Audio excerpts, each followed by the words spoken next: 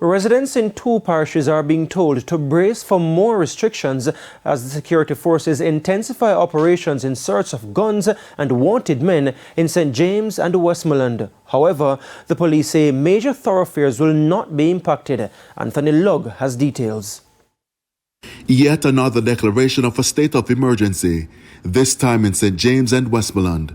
In a release on Thursday, the Office of the Prime Minister revealed that between January 1 to June 19 this year, the St. James Police Division recorded 95 homicides, while Westmoreland recorded 54. Assistant Commissioner Clifford Chambers is commanding officer for the Area 1 Police. The major crimes are below where they were last year, same time. But what we're seeing is a quickening in the closing of the gaps. We do have persons who are being pursued assiduously based on they being put up as high-value target. We have some major arrests.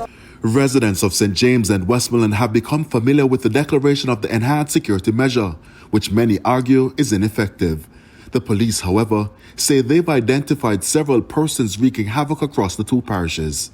We will be targeting some persons, we'll be targeting some communities. We will be ensuring that the detectives are out there to gather what evidence necessary to build their cases.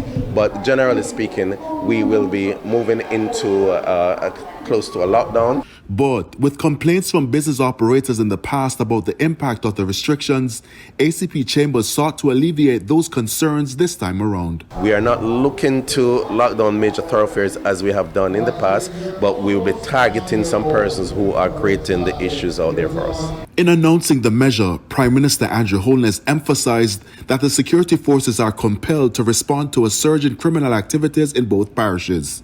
Thursday's SOE declaration comes on the heels of a similar declaration in St. James, Hanover and Clarendon in May. The measure, which took effect after midnight, will run for 14 days. Anthony Lugg, TVJ News.